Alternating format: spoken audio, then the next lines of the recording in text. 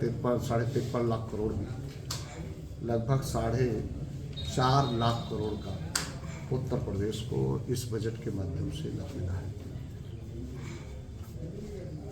प्रधानमंत्री माननीय नरेंद्र मोदी जी के नेतृत्व में जो केंद्रीय बजट 2026-27 प्रस्तुत है, उत्तर प्रदेश के विकास, रोजगार और आत्मनिर्भरता को नई ऊंचाई देने वाला बजट है।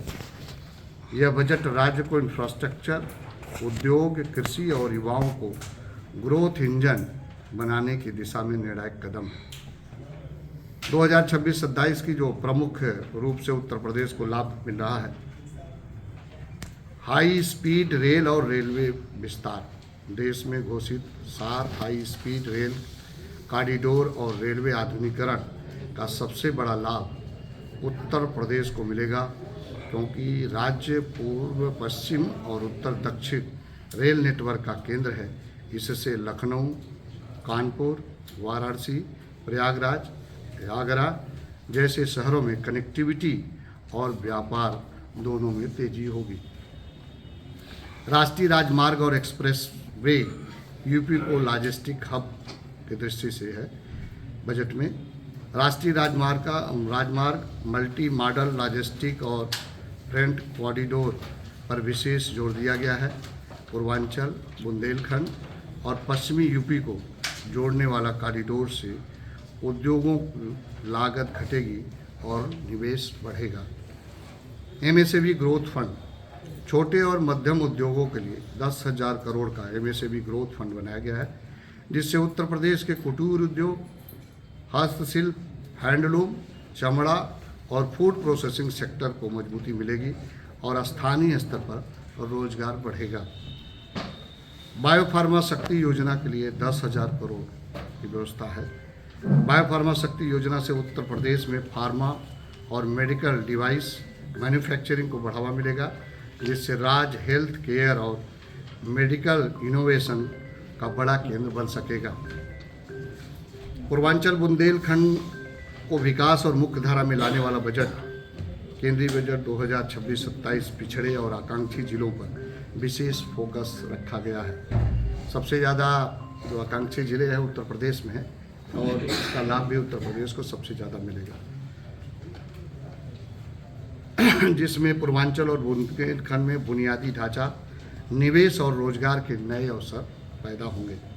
कृषि में एआई और तकनीकी भारत विस्तार एआई प्लेटफॉर्म के माध्यम से किसानों की फसल, मौसम और बाजार की जानकारी मिलेगी, जिससे उत्तर प्रदेश के किसानों की उत्पादकता का आय दोनों में बढ़ेगी। नेशनल वाटरवे, गंगा नदी पर जहाज़ों के रखरखाव और परिचालन क्षमता को बढ़ाने के लिए वाराणसी में समर्पित inland waterway ship repair ecosystem स्थापित होगी, जिससे प्रदेश में रोजगार के अवसर पैदा होंगे।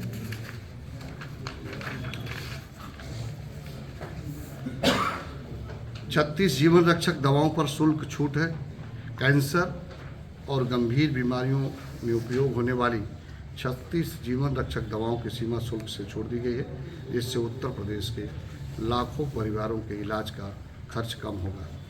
हर जिले में गर्ल्स हॉस्टल, बालिकाओं की उच्च शिक्षा को बढ़ावा देने के लिए हर जिले में गर्ल्स हॉस्टल की घोषणा की गई है, जिससे उत्तर प्रदेश की बेटियों को सुरक्षित आवास और बेहतर शैक्षणिक अवसर भी मिलेगा। युवा और नई टेक्नोलॉजी के क्षेत्र में 15,000 स्कूलों और 500 कॉलेजों में एनिमेशन, गेमिंग और लैब स्थापित होंगी, जिससे उत्तर प्रदेश के युवाओं भविष्य की तकनीकी नौकरी के लिए तैयार होंगे।